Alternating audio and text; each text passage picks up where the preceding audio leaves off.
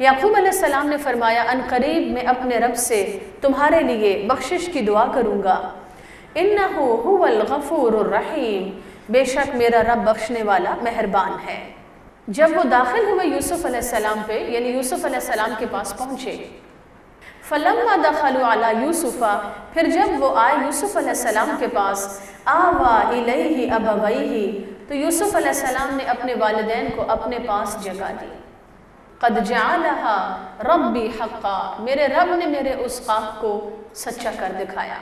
کیا کیا مناظر ہے دیکھے زمینیں، جن ہستیوں کا گواہ آسمان، کچھ لوگ ایسے تھے ملتے ہیں اب بھی ہستی کے صفحے پہ جن کے نشان۔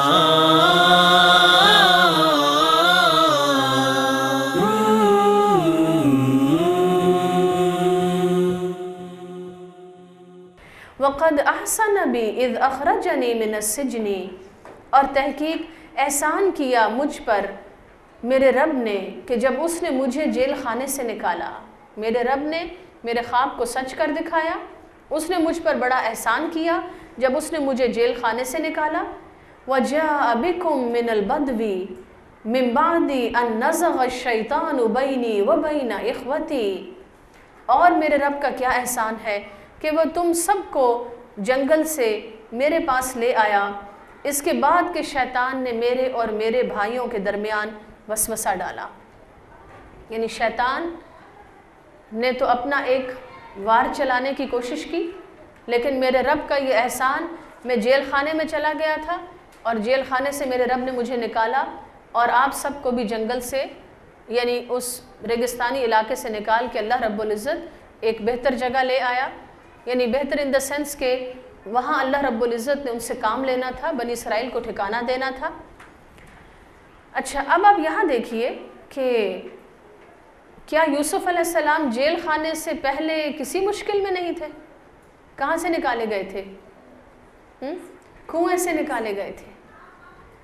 سب سے پہلا احسان تو یہ تھا اللہ رب العزت کا کہ کہاں سے نکالا؟ کنویں سے نکالا۔ اگر کنویں سے ہی نہ نکل پاتے تو پھر آگے کی تو سٹوری ہی ختم ہو جاتی۔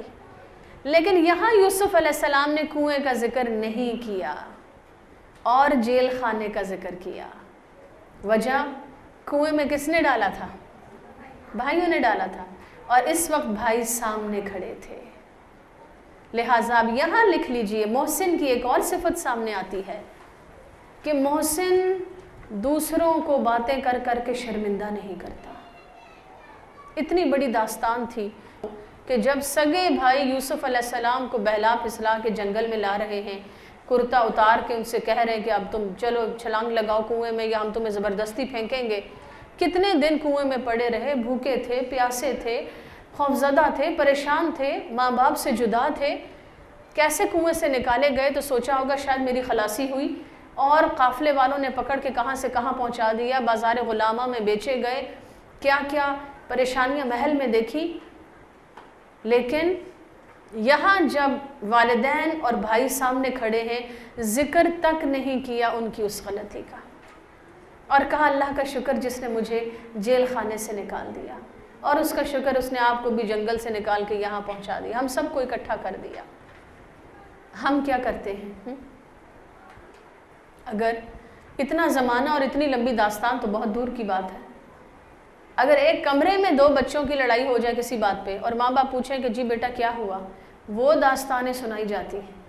اس نے یہ کیا، اس نے پہلے میری کاپی کو ٹچ کیا، پھر اس نے میری پینسل گرا دی، پھر اس نے میرا پین خراب کر دیا، پھر اس نے یہ کیا، پھر وہ کیا۔ اور اگر کوئی ایسی بات ہو کہ جس میں ایک کی غلطی ثابت ہو جائے، یہاں تو اب سب ثابت ہو گیا تھا نا کہ غلطی اخوان یوسف کی ہے، تو پھر تو ہمارے پاؤں شاید زمین پہ نہ ٹکیں۔ اگر ہمارے سامنے ثابت ہو جائے کہ جو ہم نے کہا ہم سچے تھے اور دوسرا جھوٹا تھا، پھر تو ہم بڑھ چڑھ کے باتیں کریں اور ایک کے ساتھ 10 ملا کر پیش کریں۔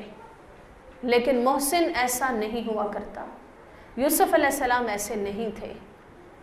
نبی اکرم صلی اللہ علیہ وسلم نے فتح مکہ کے موقع پر کوئی ایسا رویہ اختیار نہیں کیا کہ آج مکہ والوں تم مجھ سے معافیاں مانگتے ہو، تمہیں یاد ہے تم نے یہ کیا اور وہ کیا اور کیسے کیسے ہمیں تکلیفیں پہنچائیں اور ہم پر ظلم و ستم کیے اور ہمیں ہجرت کرنے پہ مجبور کیا؟ کچھ بھی نہیں. فرمایا لا تثریب علیکم اليوم، اللہ بھی تمہیں معاف کرے، ہم نے بھی معاف کیا. اور یہاں یوسف علیہ السلام بھی اپنے بھائیوں سے کیا کہتے ہیں کہ اللہ کا شکر ہے کہ میں جیل میں چلا گیا تھا تو اللہ نے مجھے جیل سے نکال دیا. بس کنویں کا ذکر ہی نہیں. لہٰذا عمل کی بات لکھ لیجئے، میں نے کبھی بھی دوسروں کو شرمندہ کرنے کی کوشش نہیں کرنی. کوئی ایسا رویہ، کوئی ہماری گفتگو کا ایسا انداز نہیں ہونا چاہیے جس کی وجہ سے دوسرے لوگ ایمبیرسمنٹ فیل کریں، پریشان ہوں، گھبرا جائیں، شرمندہ ہوں. اسی طرح ہم صرف باتیں کر کے لوگوں کو شرمندہ نہیں کرتے، کبھی ہم لوگوں کو بڑی حقارت کی نظر سے دیکھتے ہیں کہ اگلا شخص گھبرا جائے، پریشان ہو جائے. مثلا اگر اللہ نے ہمیں توفیق دی ہے کہ ہم حجاب کریں اور برقع پہن لیں اور سر ڈھانپ لیں، تو اس کا یہ مطلب نہیں کہ ہم اپنے دل میں اپنی بڑائی کے زوم کے ساتھ جینے لگیں.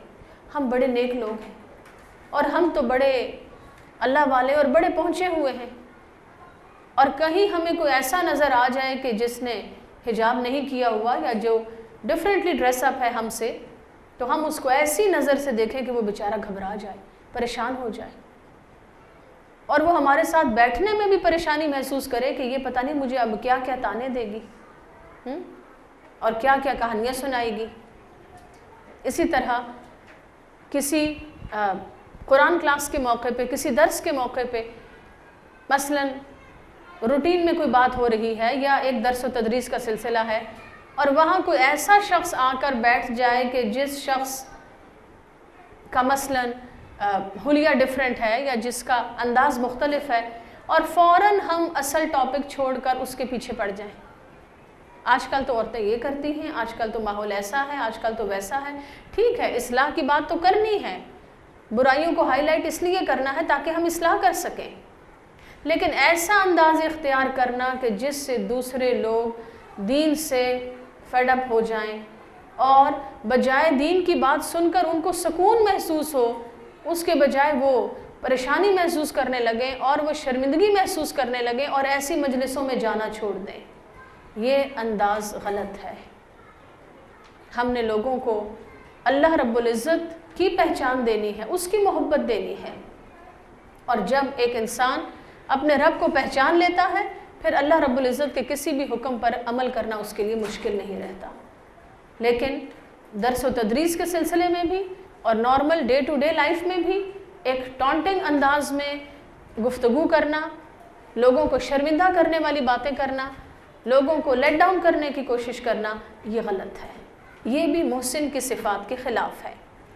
یہاں یوسف علیہ السلام نے تو اپنے اس کتاب میں سے کنویں کا چیپٹر ہی نکال دیا، صرف یہ سوچ کر کہ اب سارے ہنسی خوشی بیٹھے ہیں اور مل بیٹھ کے بات چیت ہو رہی ہے اور اتنی لمبی جدائی کے بعد فیملی اکٹھی ہوئی ہے، اور اب میں یہاں یہ کہوں کہ اچھا ابا جان اب میں آپ کو سناتا ہوں انہوں نے میرے ساتھ جنگل میں کیا تھا اور کیسے مجھے کنویں میں پھینکا تھا. نہیں، محسن ایسا نہیں ہوا کرتا کہ فوراً جہاں موقع ملے دوسرے کو حقیر ثابت کرنے اور اپنی بڑائی کو ثابت کرنے کی باتیں کرنا، یہ انداز غلط ہے. اور کیا فرمایا کہ جو زندگی میں مشکلات آئیں ان میں اللہ رب العزت نے مجھ پر احسان کیا، اور یہ بھی اللہ کا احسان کہ وہ آپ سب کو جنگل سے یہاں لے آیا، اور شیطان نے میرے اور میرے بھائیوں کے درمیان وسوسہ ڈالنے کی کوشش کی، لیکن ان ربی لطیف لما یشاء، اللہ رب العزت میرا رب بہت باریک بین ہے واسطے اس کے جو کچھ وہ چاہتا ہے. یعنی جو کچھ میرا رب کرنا چاہتا ہے بڑی باریک بینی کے ساتھ وہ پلان کرتا ہے اور مشکل سے مشکل حالات کو بہتر بنا دینے کی، بہترین بنا دینے کی قدرت رکھتا ہے. انہ هو العلیم الحکیم، کیونکہ بے شک وہ علم والا ہے، اس کو وہ کچھ پتہ ہے جو ہمیں نہیں پتہ، اور ہر فیصلے اور ہر معاملے کے پیچھے اللہ رب العزت کی کئی حکمتیں چھپی ہیں. آپ دیکھیں کہ اگر وہ کنویں میں نہ ڈالے جاتے تو بازار غلامہ میں کیسے پہنچتے؟ اگر وہاں نہ پہنچتے تو عزیز مصر ان کو کیسے خریدتا؟ اگر عزیز مصر ان کو نہ خریدتا تو وہ ایک جو مشکل صورتحال سے گزرے، جس کے بعد وہ قید خانے میں ڈالے گئے، وہ صورتحال بھی پیش نہ آتی۔ اگر وہ قید خانے میں نہ جاتے تو بادشاہ کے تخت تک کیسے پہنچتے؟ لہٰذا میرا رب ہے جو علم رکھنے والا ہے، میرا رب ہے جو حکیم ہے، حکمتوں والا ہے۔ چنانچہ اللہ رب العزت پر ہر حال میں ٹرسٹ کیا جائے، ہر حال میں اللہ کے فیصلوں کو قبول کیا جائے، اور اس بھروسے کے ساتھ کہ جو باتیں مجھے سمجھ میں نہیں بھی آ رہی لیکن ضرور میرے رب کی حکمتیں اس کے فیصلوں کے پیچھے کار فرما ہیں۔ اور پھر یوسف علیہ السلام نے دعا مانگی، اس دعا کو ہائی لائٹ کر لیجئے اور اس کو زبانی یاد کیجئے۔ ربی قد آتیتنی من الملک وعلمتنی من تأویل الاحادیث، اے میرے رب تو نے مجھے بادشاہت دی اور تو نے مجھے خوابوں کی تعبیر کا علم سکھایا۔ اب یہاں سے اصل دعا شروع ہوتی ہے، فاطر السماوات والارض، اے آسمانوں اور زمین کو پیدا کرنے والے، انت ولی فی الدنیا والآخرہ، دنیا اور آخرت میں میرا ولی، میرا مددگار، میرا ساتھی، میرا دوست تو ہے۔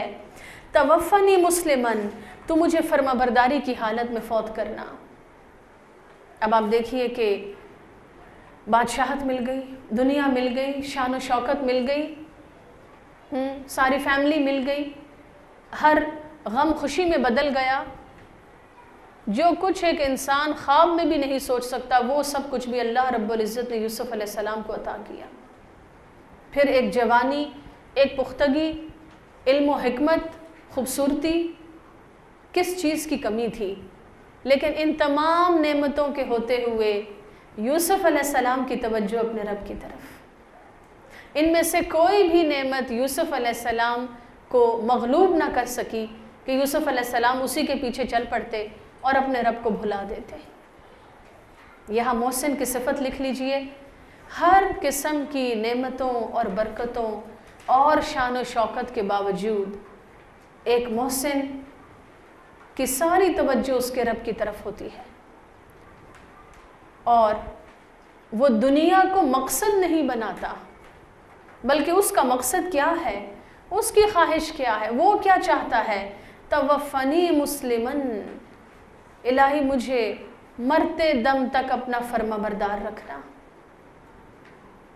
ان کی زندگی کا مقصد اللہ کو راضی کرنا، اللہ کی فرما برداری، اور وَأَلْحِقْنِي بِالصَّالِحِينَ، مجھے نیک لوگوں سے ملا کے رکھنا۔ یہ جو دعا کا حصہ ہے الحقنی بالصالحین، نمبر 1 مراد ہے کہ اے اللہ مجھے دنیا میں نیک صحبت عطا کرنا۔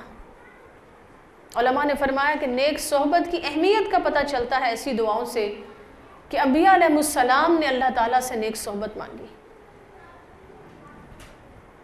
اور نمبر 2 مراد ہے الحقنی بالصالحین کہ یا رب مجھے قیامت کے دن نیک لوگوں سے ملا دینا، قیامت کے دن میرا شمار تیرے فرما بردار بندوں میں ہو، نیک بندوں میں ہو۔ فاطر السماوات والارض انت ولی فی الدنیا والآخرہ توفنی مسلما والحقنی بالصالحین، اے آسمان و زمین کو بنانے والے۔ ایک ملک کے بادشاہ بنے بیٹھے ہیں لیکن ان کو یاد ہے کہ اصل بادشاہ کوئی اور ہے، آسمان و زمین کو بنانے والا کوئی اور ہے۔ یہاں محسن کی ایک اور صفت کہ وہ اللہ کی معرفت رکھتا ہے، اللہ کی پہچان رکھتا ہے۔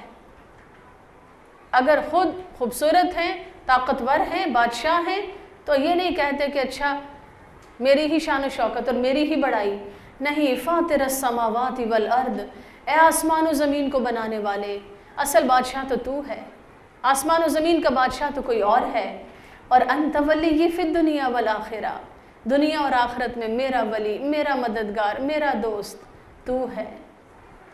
توفنی مسلما والحقنی بالصالحین، یہ ہے ایک بندہ مومن کی کامیابی کہ وہ مرتے دم تک اللہ کا فرما بردار ہو۔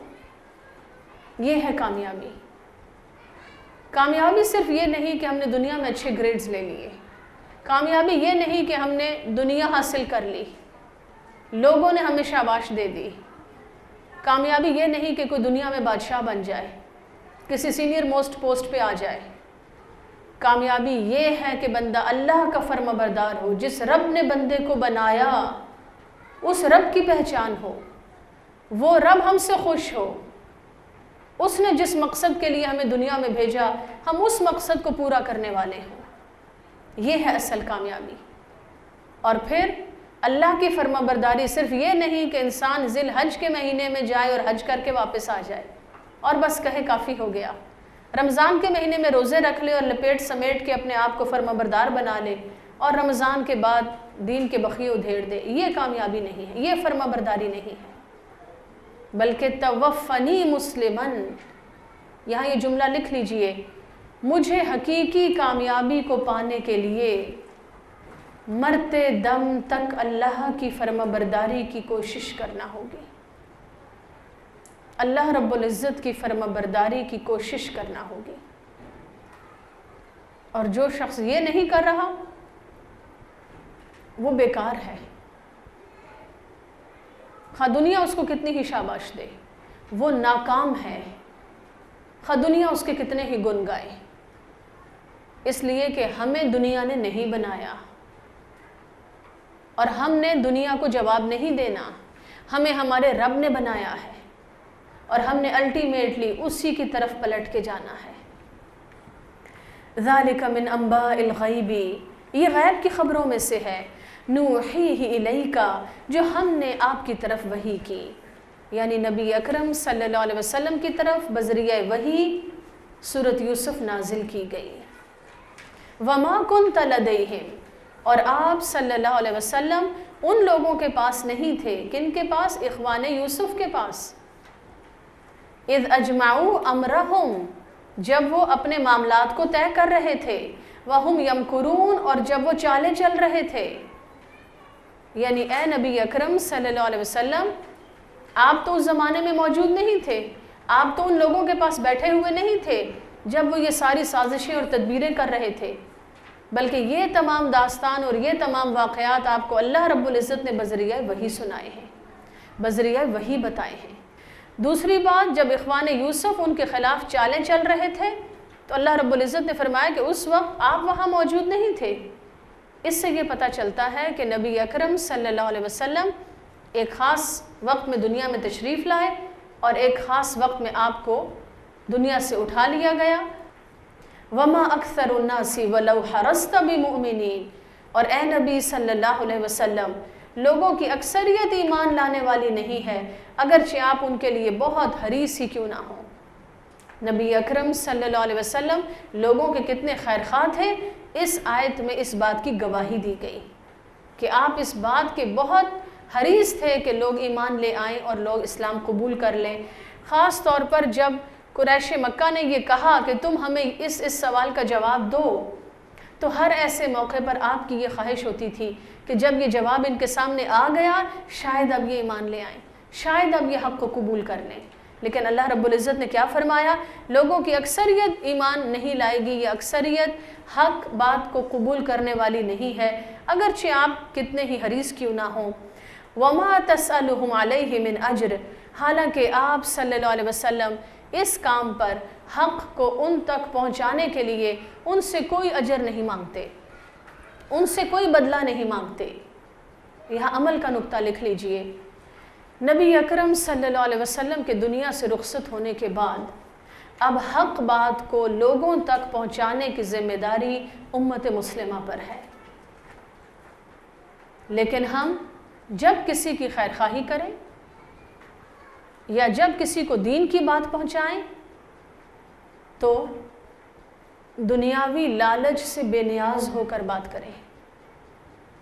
کبھی بھی اپنے ذہن میں یہ نہ رکھیں اس شخص کو میں نے کوئی فائدہ پہنچایا, اب یہ مجھے کیا دے گا, یہاں میں دین کی بات کروں یہاں سے مجھے کیا ملے گا, فلاں شخص سے میں رابطے بڑھاؤں قرآن کو ہاتھ میں لے کے اور پس پردہ سوچ یہ ہو کہ اس سے میں نے کوئی کام نکلوانا ہے اور اس سے میں نے کوئی فائدہ اٹھانا ہے. تو اس قسم کے کھوٹ والا کام اللہ رب العزت کو قابل قبول نہیں ہے. اور نبی اکرم صلی اللہ علیہ وسلم کا طریقہ ہمارے لیے اسوہ حسنہ ہے. اور آپ کا کیا طریقہ تھا؟ وما تسألهم علیہ من اجر, آپ حق بات لوگوں تک پہنچانے میں کوئی لالچ نہیں رکھتے کہ کوئی آپ کو اس کا بدلہ دے یا پیسے دے یا کوئی آپ کے مفادات کو پورا کرے. ان ہوا الا ذکر للعالمین، بلکہ یہ تو تمام جہان والوں کے لیے ایک نصیحت ہے، ایک ذکر ہے. اللہ تعالیٰ ہمیں اس نصیحت کو قبول کرنے کی توفیق عطا فرمائے. ایک بات یہ کہ جب یعقوب علیہ السلام کے چہرے پر کرتا ڈالا گیا اور ان کی بینائی لوٹ آئی، کرتا ابھی مصر سے چلا اور یعقوب علیہ السلام نے فرمایا کہ مجھے یوسف کی خوشبو آ رہی ہے. آیت نمبر 94. وَلَمَّا فَصَلَتِ الْعِيرُ قَالَ أَبُوهُمْ إِنِّي لَأَجِدُ رِيحَ يُوسُفَ. ایک نقطہ اس آیت کے حوالے سے رہ گیا کہ یعقوب علیہ السلام نے ابھی کرتا مصر سے چلا اور کہا کہ مجھے یوسف کی خوشبو آ رہی ہے. یہ کیا تھا؟ یہ یعقوب علیہ السلام کا معجزہ تھا. لیکن انبیاء علیہ السلام کے معجزات ان کو کہاں سے ملے؟ اللہ رب العزت نے عطا کیے. ان کا ذاتی کمال نہیں تھا.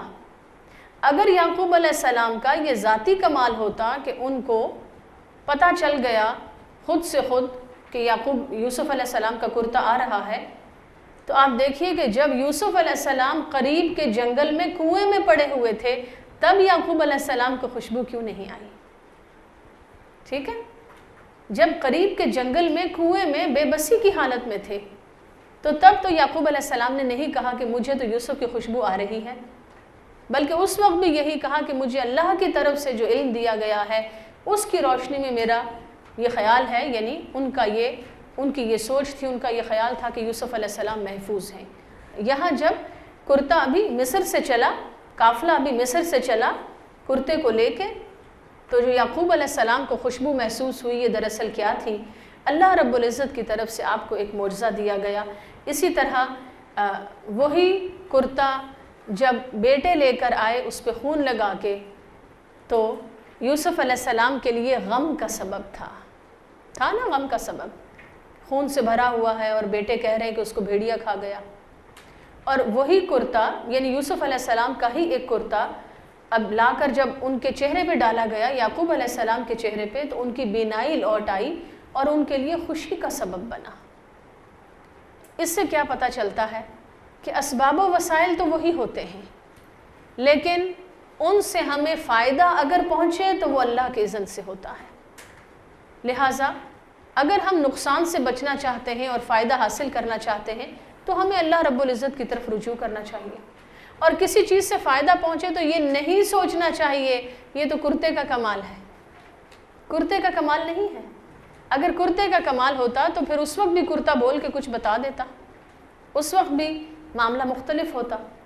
لیکن بات یہ ہے کہ اللہ رب العزت اپنے بندے کو جس طرح چاہے، جہاں سے چاہے فائدہ پہنچانا چاہے تو فائدہ پہنچا سکتا ہے. اللہ تعالیٰ مسبب الاسباب ہے، تمام اسباب اس کے ہاتھ میں ہیں. اللہ رب العزت ہمیں بہترین اسباب مہیا فرمائے، ان سے بہترین فائدہ اٹھانے کی توفیق عطا فرمائے. لیکن ہم دنیا میں کسی بھی مقام و مرتبے پر پہنچ جائیں، اللہ تعالیٰ ہمیں بھی یہی خواہش عطا فرمائے جو یوسف علیہ السلام کی تھی، توفنی مسلما والحقنی بالصالحین. مرتے دم تک اللہ ہمیں فرما برداری کی توفیق عطا فرمائے اور ہمیں دنیا اور آخرت میں اپنے نیک بندوں میں شمار کرے. الہی آمین. وآخر دعوانا ان الحمد للہ رب العالمین. سبحانک اللہم وبحمدک نشہد ان لا الہ الا انت نستغفرک ونتوب الیک. السلام علیکم ورحمۃ اللہ وبرکاتہ. کچھ لوگ ایسے تھے ملتے ہیں اب بھی ہستی کے صفحے پہ جن کے نشان